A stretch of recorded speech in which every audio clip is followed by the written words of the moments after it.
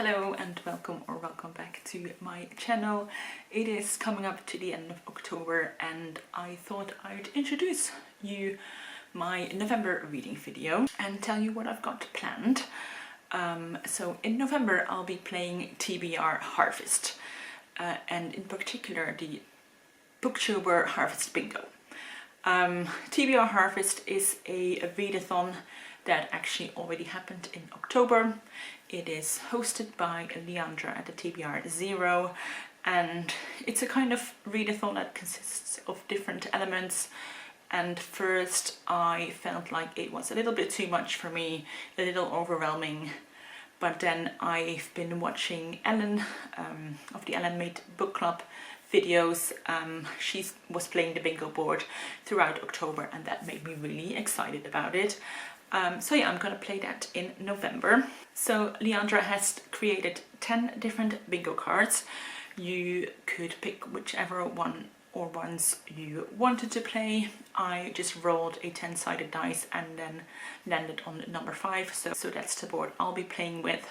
The board has 25 squares and each square is a different prompt but provided by a different booktuber. And then each week Leandra has made a video drawing 15 numbers, so you can play along, see which number is on your bingo card and then do the prompt. So doesn't that sound like fun? I mean, I love bingo, I love reading prompts, I love seeing all these booktubers. Now obviously I'm playing this a month late, which means all the prompts have already been revealed, but Leandra has been really good at keeping them hidden in the Discord if you don't want to be spoiled. So I've seen some of them through Ellen's videos, but I do have a different bingo card than she has used, so I won't know which ones I will get. So I have already watched the video for the first 15 numbers and I got 5 of those on my bingo card. So let me just go through them. I've written them down here and then we'll make a plan for the first week. The first number I got was G48, which was from Books, Beverages and Besties, and they actually provided an activity prompt which I thought was really fun, and the activity is to do something with your bestie, and we just set a date last week with my blue team besties from Wonderthon to do a reading weekend together. So like a weekend of reading where we'll also chat on the Discord. So that'll be happening later this month.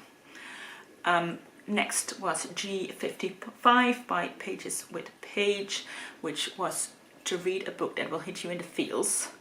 And this I'm still kind of pondering because I don't always know ahead of time if a book will hit you in the feels, and what if I read a book that I think will do that but then it doesn't, like does it still count? So I'm thinking I might count a book for more squares. So if I read a book for another square that makes me feel my feelings, I'll count it for this square as well. It might be stretching the rules a little bit, but Leandra is giving up the vibe where, you know, rule stretching seems okay. The third number I got was B1 by Reading with Rylan, which was to read a book in an isolated setting, which I feel is such a November vibe. I got the perfect book for this. It is Ultramarine by Mariette Navarro. In this, the main character is a captain of a ship, and one day she allows her crew of 20 men to cut the engine and have a swim in the deep open water, but then when they return there are 21 men.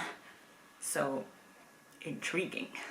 Then I also got I-22 on my card, which was from Slime and Slashers, which was to read a book with a Halloween setting, like Halloweeny vibes. Now I don't really have anything that really fits on my TBR, but I do have a plan because recently I got this for my birthday. I'm so excited. I think on Halloween I'll be starting this Lego set whilst listening to a spooky story, like a spooky short story. Of course, I'm not going to finish the entire thing, but I think it'll be such a fun thing to do on Halloween. Then the last number I got was 072 from Brittany Loves Reading, and she suggested to read a book with nostalgic vibes, and I think it's the perfect time to continue the Realm of the Elderling series by Robin Hobb. My next book is Dragonhaven. High fantasy as a genre is very nostalgic to me. It's what I read mostly in my late teens, early 20s. Also, I'm reading the books in this series at a very slow pace, like 1 or 2 a year, so just returning to this series will feel nostalgic to me.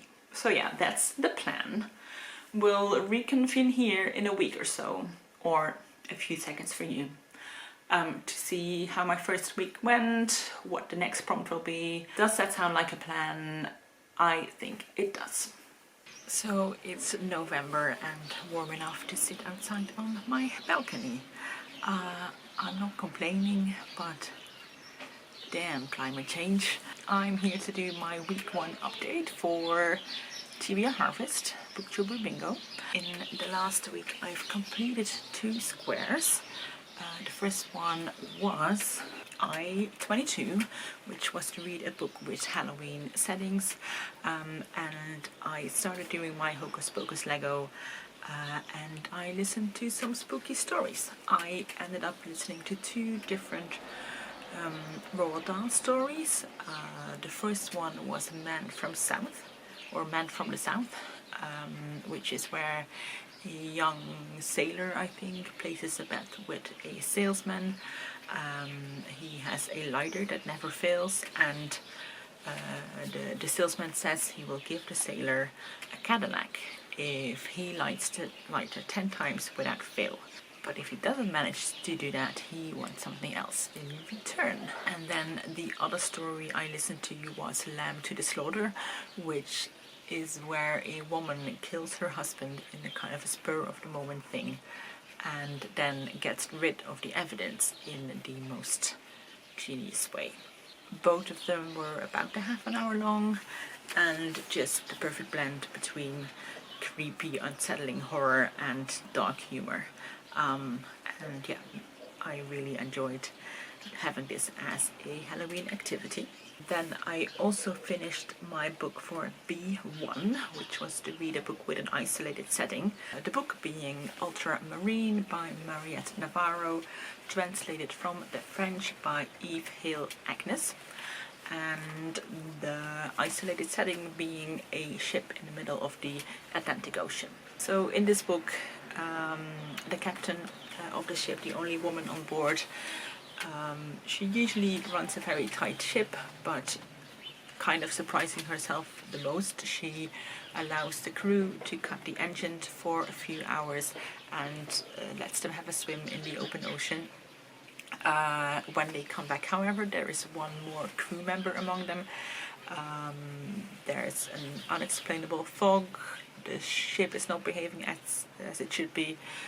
Instruments fail, and the vessel kind of slows down for no reason. So this book has some horror elements, obviously, but I would definitely put this book firmly in the literary fiction category.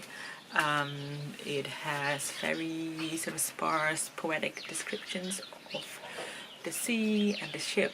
There's like a rhythm to the writing, almost like a calm lapping of the waves, and it's more of a surreal kind of feeling that the book has, rather than it being scary.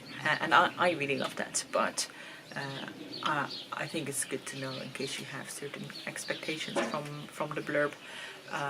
It's not very plot heavy, but I really loved how this was written. I loved how it was portrayed, that the captain sort of slowly loses control of the ship.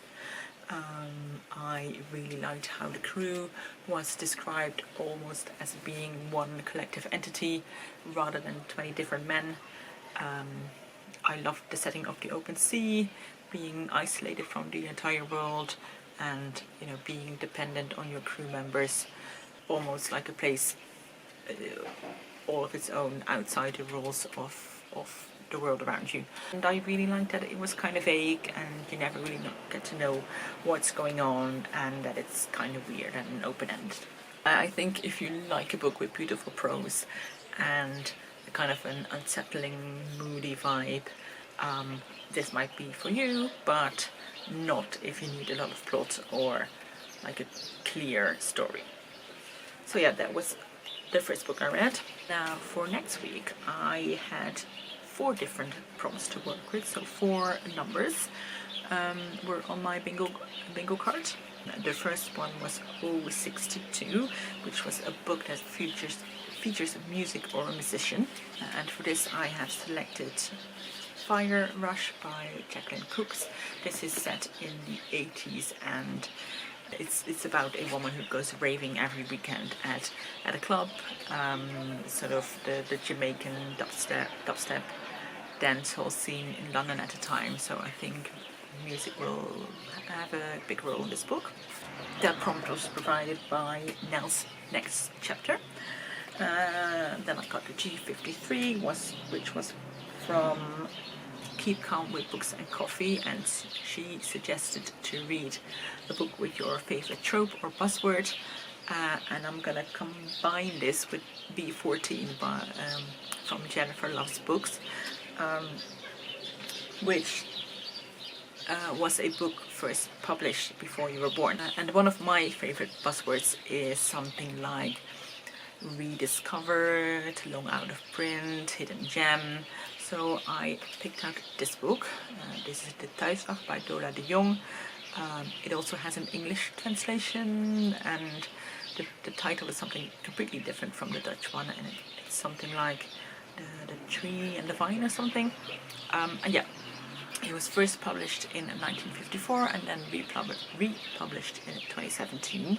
So I think it would fit those prompts perfectly. And the last prompt for the coming week is 062 by Gabby Likes to Read, which was to either read an historical mystery or do a puzzle and listen to an audiobook. I think I'm going to do the latter one. I don't think I'll pick an audiobook especially for this. I might listen to some of the Roald Dahl stories from the collection I was listening to when building the Lego, or I'll do my current audiobook, which is Hidden Valley Road, or I might pick something else. I did pick out the puzzle though. I really love getting really random ones from the thrift store, and I found this gem. Yeah, I really love it. I think it's perfect. And yeah, that's the plan for the coming week. Hello, here's what's been going on for week 2. First I finished Dragonhaven by Robin Hobb, which was for Square 072, a book with nostalgic vibes. I don't think there's any point in telling you what this book is about because it's like smack in the middle of a series, but I don't think it's spoilers to say that there's dragons involved. I will say that I was a little bit nervous going into this book just because the previous book in this series wasn't my favorite. I couldn't quite put my finger on it, but it just did not have that Robin Hobb magic to it for me. So I was a little afraid that this series within her like magical world, this being the Rain Wild Chronicles, just wasn't going to be my fave. But luckily I was wrong. I really felt that Robin Hobb was back on her old form with this one. I really loved it. I've talked before about how I love Robin Hobb's character writing. I love how they're very multifaceted characters. They are great, you can change your mind about them, and how she kind of slowly reveals character traits. Love all that. But another thing that I really noticed in this book, that the pacing was so good. Robin Hobb is kind of known for writing kind of slow-paced fantasy books, and I really love a slow book. I love kind of settling into the grind and getting to know the characters and all that. But then she also always has something up her sleeve just when you're getting a little bit too comfortable. And you know, she sort of shakes everything up. So yeah, I'm really glad I like this book. I'm really looking forward to reading the next book in this series, and you know, whenever that's going to be. And yeah, it worked perfectly for the square as well. I also read the Thuiswacht by Dola de Jong, which I used for 2 different squares because well, I can. Let's see, G53, which was a book with a favorite trope or buzzword, and B14, a book first published before you were born. This is a book about 2 women living together in a small apartment in Amsterdam just before the Second World War. We've got Erica, who's very extrovert, outgoing, like always on the go, meeting new people. And then we've got Bea, who's a lot more quiet and reserved and a bit more of a rule follower. They're very opposite in characters. Bea is getting more and more feelings for Erica. She's also very worried about Erica because she's half Jewish and she fears that her lifestyle is going to get her into trouble. I think what's really strong in this book is the tension between the 2 women. The plot of the book is very kind of plain, like the problems are all very domestic. A lot of the scenes are just in the flat between these 2 characters doing kind of mundane day-to-day things. But you can read a lot in the things they say, especially the things they don't say. There's a lot of like inner turmoil and struggle, and like subtle changes in behavior. It's a very straightforward and subtle and small or like contained kind of story, rather than it being a big explosive dramatic story. And yeah, I really liked the complexity of the relationship between our 2 main characters. I wasn't too sure about the writing style. The author is Dutch, but she wrote this book when she'd been living in the United States for about 15 years or so, and I think that's what makes the writing feel a little bit unnatural. She uses a lot of words that seem like a direct translation from an English word, but then they don't really work that well in Dutch, or you would sooner use a different synonym for that word.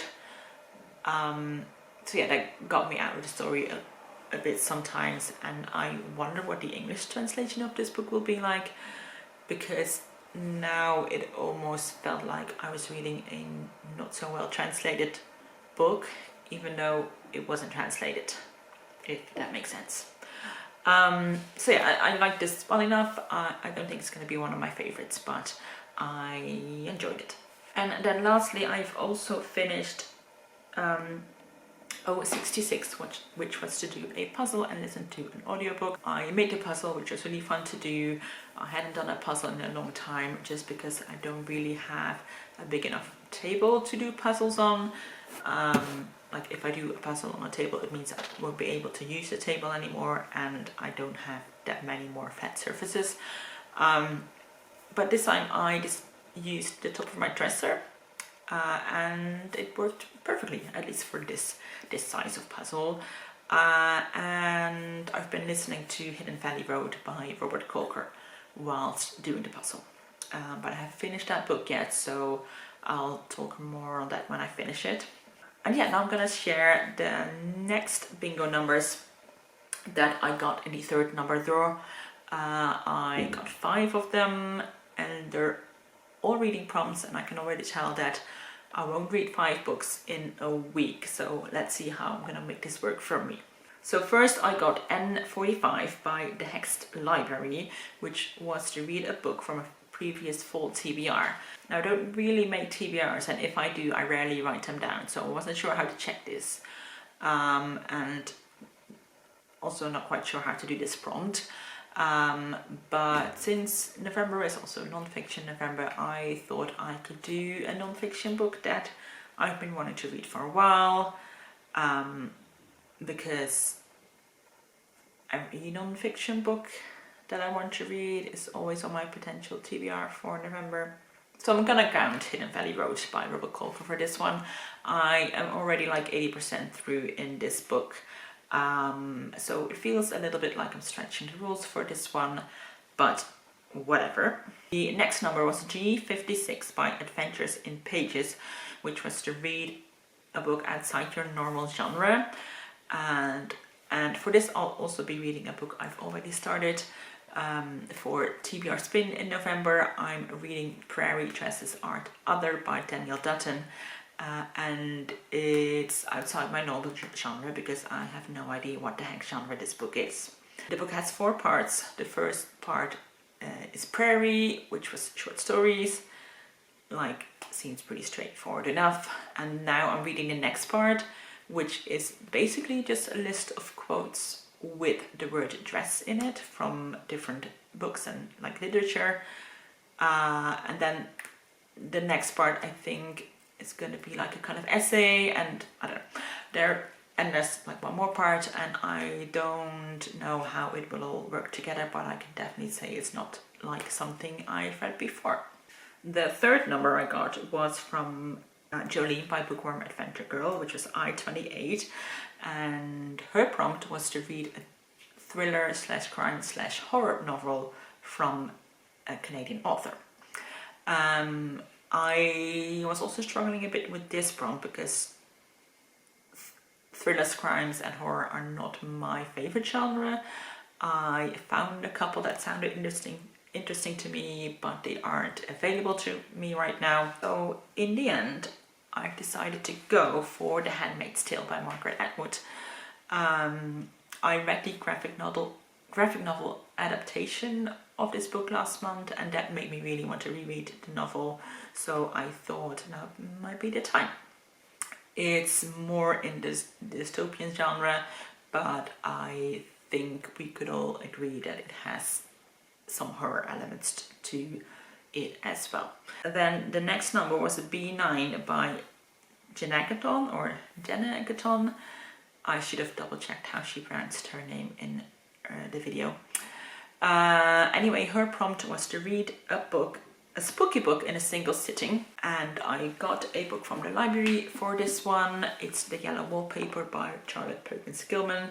This is a collection with other works by this author, but for the prompt I'll only be reading The Yellow Wallpaper.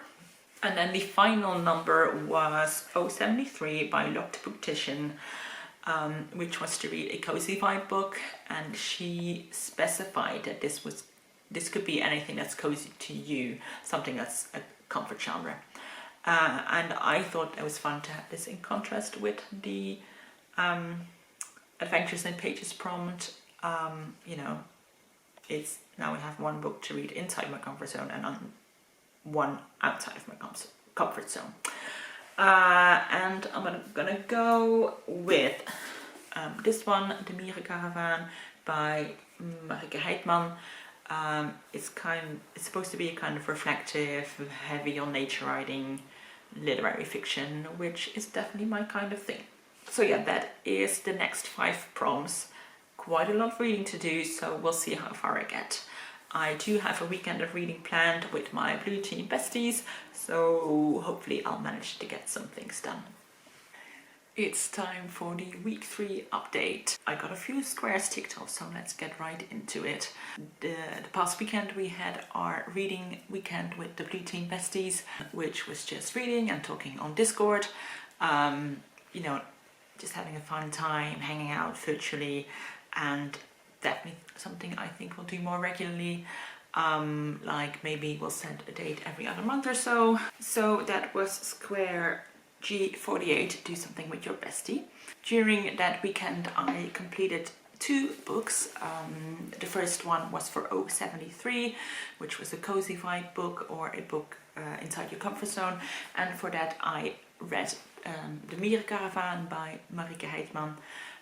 I really enjoyed this book. It was definitely in my comfort zone as I expected it to be. So the protagonist in this book is a woman, I think in her 40s, and she works as the head gardener on a allotment type of place that I think provides vegetables for local businesses, and she always has a student or two helping her who do like vocational work experience.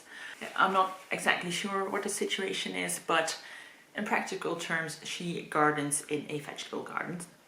And in the beginning of the book she is diagnosed with MS, and this book is all about how she reacts to that diagnosis, what changes she makes in her work, what she communicates to the people she works with, etc. It's set over the course of 1 year, and it's divided into 4 seasons, and you can see sort of the progression of her illness, and her processing that paralleled to what happens in the garden. And it was just a very beautifully written, very calm, kind of meandering novel. I don't think it's a book that will stick with me for a long time, but I did enjoy spending time in this book and in this garden, and it's inspired me to do more work in my own garden.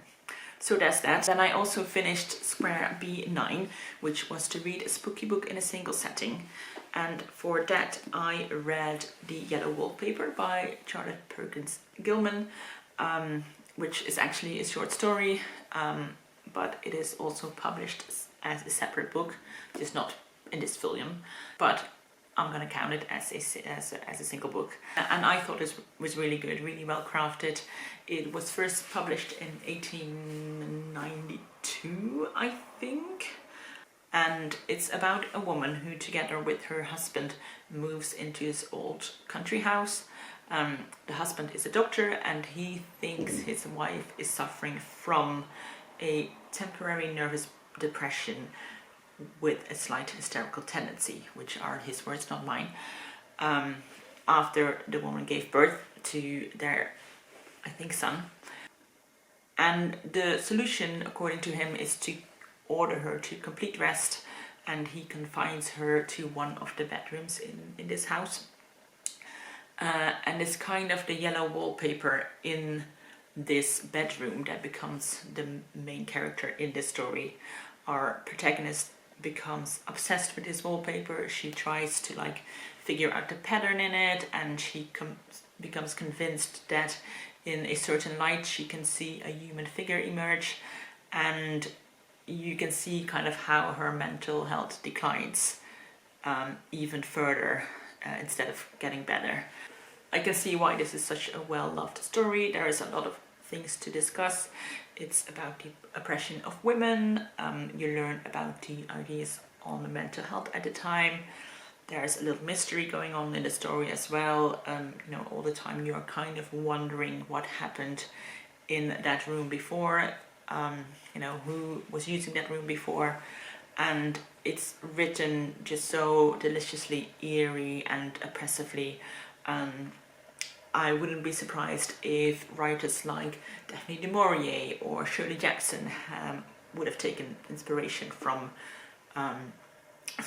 this story or Charlotte Perkins Gilman's writing style. I read the introduction as well, and that made me keen to read some more of this artist's work, even though I also learned that she was kind of into eugenics, so that's unfortunate. I'm gonna have to have a lot of think about how I'm gonna approach her work moving forward. And then during the rest of the week I read another 3 books, like who even is she? Granted, 2 of those were already well over halfway finished. For N45, a book from a previous fall TBR, I read Hidden Valley Road by Robert Kolker. This is a non-fiction book all about an American family, the Galvin family. They had 12 children, 10 boys, and the youngest 2 were girls, and 6 of the boys ended up diagnosed with schizophrenia. And so in this book we follow the family, we see how the parents meet, how they had this ideal vision of being a big middle-class family, but you know how things got progressively more chaotic and disturbing and traumatic the more the mental illness their kids suffered from started to manifest. It's about how the dynamics worked in this family, how the behavior of the boys that were ill were taking its toll on the other family members. It's a household with a lot of trauma and violence and feeling unsafe, but also kind of one of keeping up appearances and, you know, making excuses for each other. I thought this was a really interesting read. You also learn that eventually the family's DNA was used for genetic research, since having so many family members in one family with the same disease was kind of unprecedented. And yeah, you also learn about the history of schizophrenia, how the ideas on what caused the illness and how to treat it kind of changed a lot and became a lot more nuanced over the decades. Yeah, I thought it was really interesting. It dragged a little bit in the end for me, but overall I thought it was a really fascinating read. I know I'm kind of going through these rather quickly because I realize otherwise it's going to be a very long video. Alright, next I finished G56, which was a book outside of my normal genre, which was Prairie Dresses Art Other by Danielle Dutton. And I honestly have no idea what this book is about or how to really review it. It's a book that contains short stories, essays, thoughts, lists, art criticism, fever dreams, and like this book made me have so many thoughts, and I could probably go to any page in this book and find something I could discuss at length, but also all these thoughts were kind of always just out of reach, like there is something there that I can't quite grasp. I know I'm probably not making a lot of sense, but that was what this book was to me. I didn't feel smart enough for this book, but also maybe it wasn't the point for the reader to understand the book, and it did fire up something in my brain, even if I don't exactly know what, and maybe that's what the author tried to do. Question mark, question mark, question mark. One part of the book was a list of quotes from books with the words dress in it, and that made me want to collect quotes. So I got this little notebook and I've decided I'm going to write down quotes with the word yellow in it, and maybe have like pictures and cutouts and stickers of yellow things. So if anything, this book made me start a creative project.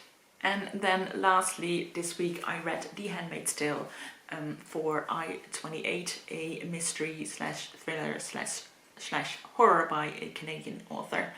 Look, I don't really feel like reviewing this book right now. Nothing I can say about it is something that hasn't already been said before.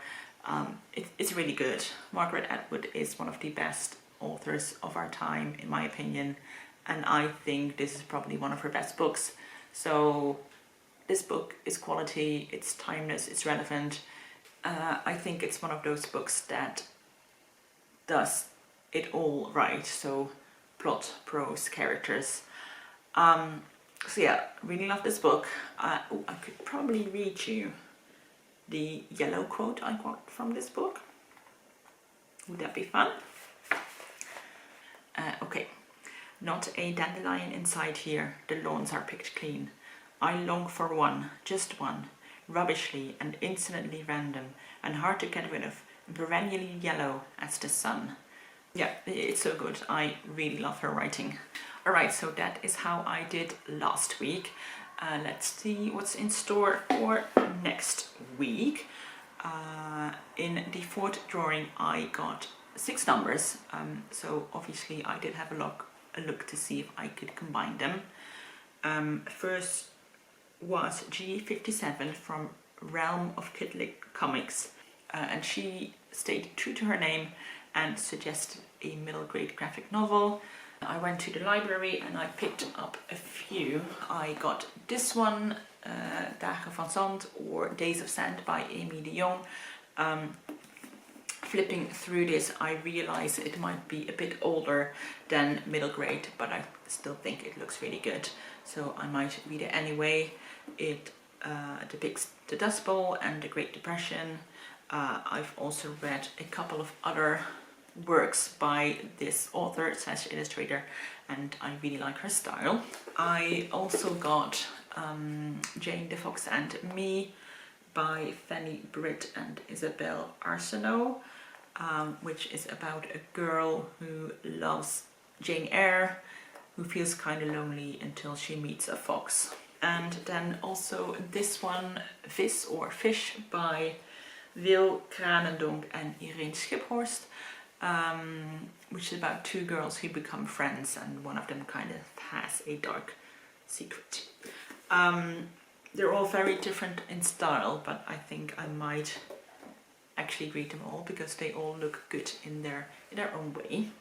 The next number was B4 by Criminoli, who suggests to read an older book that you don't hear discussed, and this is a prompt right up my alley, as you may know. So I had several options, but right now I'm called to this one, Lili is Crying by Helene Bessette, which is translated from French by no other than Kate Briggs, who wrote the long form, which I read last year and really loved.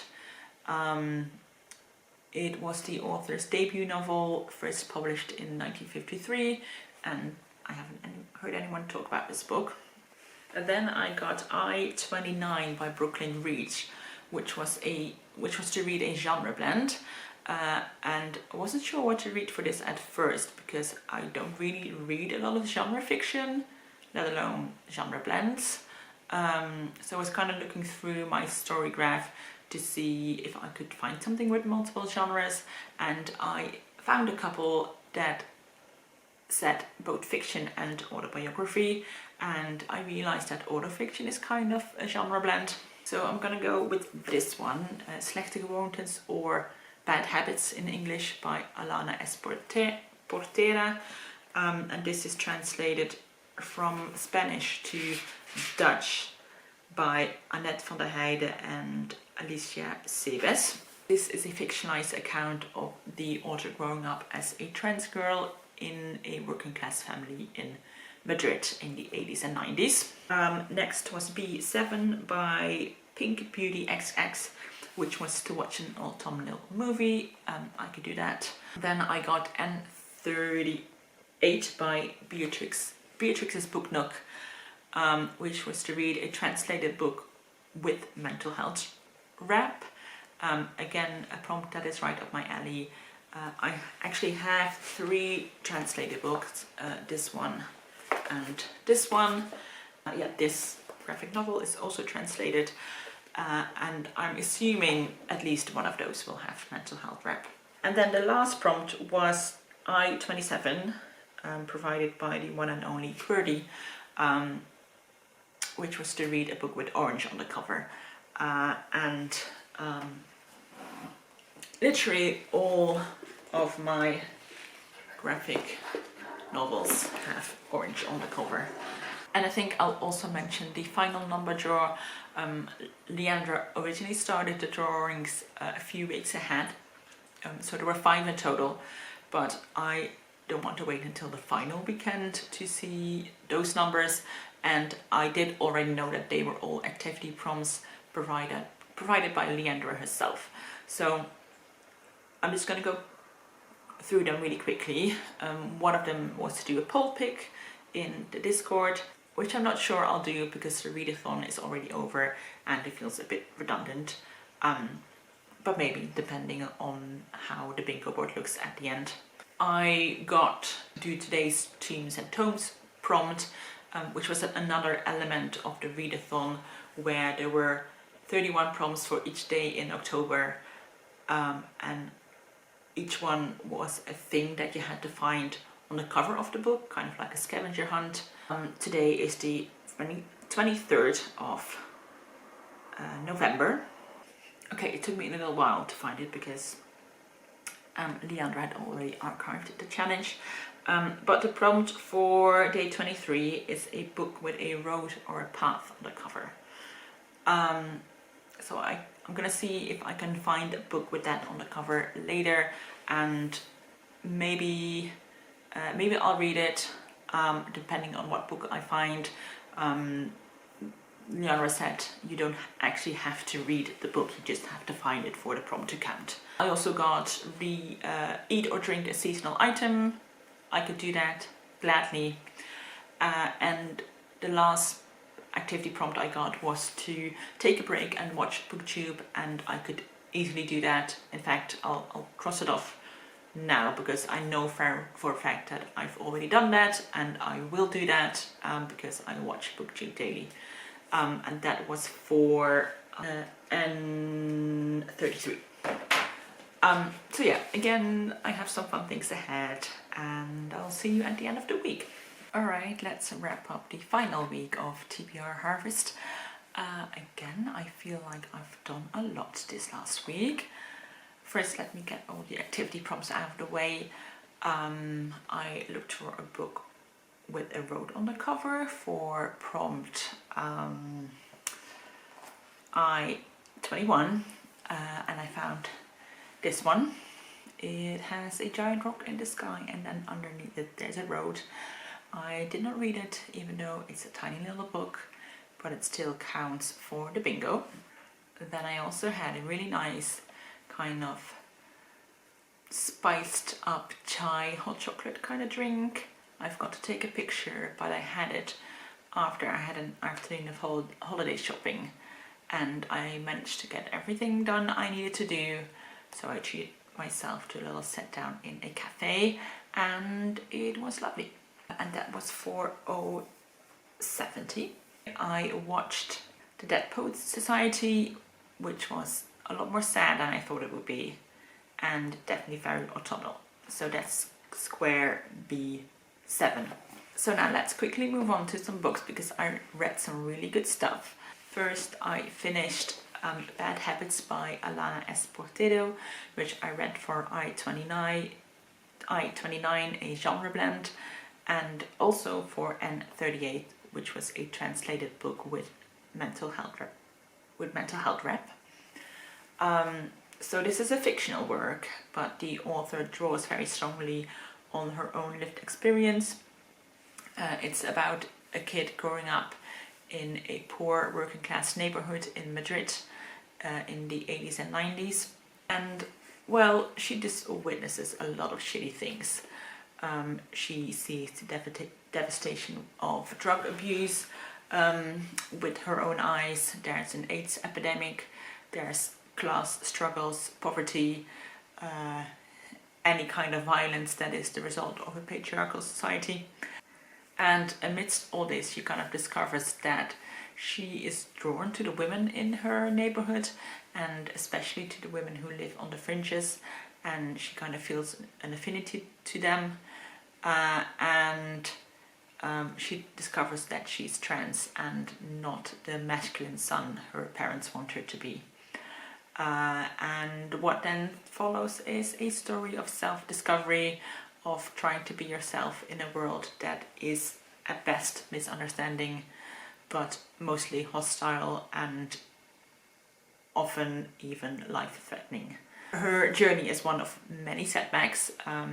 She manages to find some people here and there who she can be herself with and who encourage her to be herself, but she's constantly struggling with the will to present as a woman and to be herself, and the toll it takes on her when she needs to be someone who she's not, on the one hand, and then on the other hand, kind of the danger she puts herself in when she does present as a woman, when she wears women's clothes and puts on makeup and all that.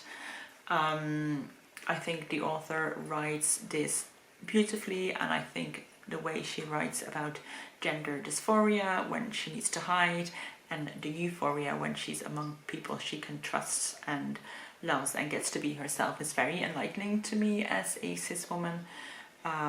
She writes in a very direct and almost kind of a harsh way, but that makes it really raw and emotional as well. There's light moments in this, of hope and of finding beauty and of community, but mostly this is a very heavy story.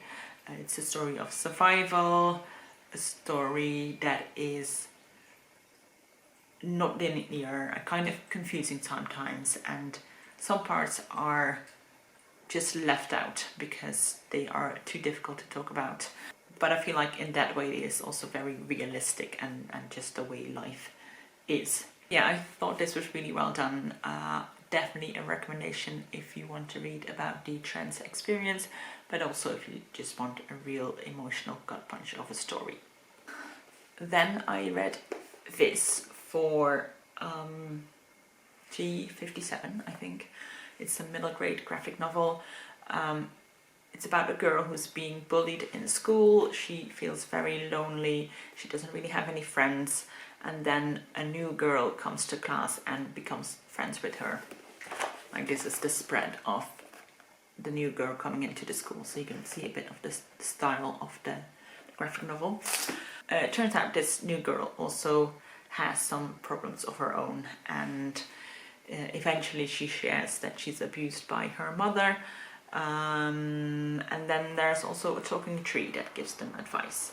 I thought this was fine. I liked that the drawing style was very sort of pretty bold and simple, and I thought it was a sweet story of friendship, and I think it's a good book to start a conversation, but I don't think it's necessarily one that will stick with me. And I also read another graphic novel for I-27, which was a book with orange on the cover, and for that I read Days of Sand by Aimee de Jongh, and this is definitely a graphic novel that will stick with me. This story is set in the 1930s during the Great Depression in the United States. We follow a photographer from New York who gets a new assignment to capture the Dust Bowl.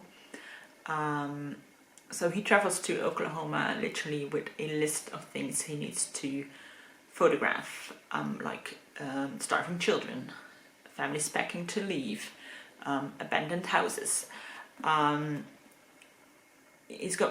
He's very much going with this idea of, you know, I'm going there, I'm gonna do my job, and then I'm gonna turn back with the pictures. But then when he gets there, he realizes it's not that easy, that he's dealing with actual people rather than subjects for his photographs. And I think it's really amazing how de Jongh manages to capture that struggle, and both the desperation and the hopelessness of the situation, but also the resilience that people showed at that time and place. I really love the artwork. Let me show you one of my favorite pages. Yeah, I think it's like really stunning. I think it really shows the grittiness of it. I love how she combines drawings with photography. I really like the way she frames things. You know, this was like a big sort of close-up spread, but you also have more sort of traditional spreads like this. This book made me teary-eyed, and when you manage to do that with just a couple of drawings and a few words, that means to me that you are an artist at work. So yeah, I would highly recommend picking up this if you have a chance. It is also translated into English, I believe. And yeah, so I also counted this for G55, which is the book that will have you on your feels. And then the last book I read was for B4, which is an older book that you don't hear discussed, and for that I read Lili is Crying by Helene Bessette, translated from the French by Kate Briggs. And I'd say that this is definitely a book that needs to be discussed more. This was really good, and it's not like anything I've read before. So in this book we follow the relationship between Lili and her mother Charlotte. They are living together in this old house in a French village. The mother also rents out some rooms to boarders. They have a very complicated relationship. The mother is very manipulative and emotionally domineering, and Lili really tries to find her own way in life, but she's also very dependent on her mother and has a very strong sense of obligation to her. So they are constantly in a kind of push and pull dynamic with each other. And then when Lili gets married and moves out of the house, that somehow makes the situation even worse. It really is the writing style of this novel that makes this book so good. It's going to be hard to explain because I can't really compare it to anything I've read before. So if you have a chance to like read a little sample of this, or you see it in a bookstore, just pick it up and read a couple of pages. It's very sort of staccato and fragmented, like it's almost like an impressionist style, you know, quickly describing scenes and conversations and thoughts. There's also a lot of repetition of certain phrases, and it just gets you in a kind of mood or like a pace that's just slightly uncomfortable and a bit unsettling throughout the book. I wouldn't say it's easy to read. It's definitely not straightforward. It jumps around in time, in perspective, and you really need to focus on it. But it also kind of creates a rhythm that's very kind of addictive, and you need to keep reading it. And yeah, I thought the way the author explored this relationship was so interesting. It's a really good psychological deep dive. The way Charlotte will undermine her daughter with emotional manipulation and kind of passive aggression, and Lili in her turn trying to create a life of her own and finding that she can't do that, and the pressure that puts on her marriage. And they are kind of both trapped in this repetitive cycle of behaviors, and it's just so oppressive and unsettling, and I really enjoyed it. So yeah, that's all for TBR Harvest, which is about time because this video is going to be so long. I'm gonna quickly put on the screen the final bingo board with all the bingos I got, because I think I got a few. I haven't worked it out exactly yet, but there should be some bingos in different directions. Yeah, this was so much fun. I feel like I read a lot. I read some really good books. I also loved seeing some new booktubers, and I'll link all the people mentioned down below. And thanks to all of them for coming up with such fun prompts, and of course thanks again to Leandra for putting it all together. Alright, let me know how you're doing, and I'll see you in my next video. Bye bye.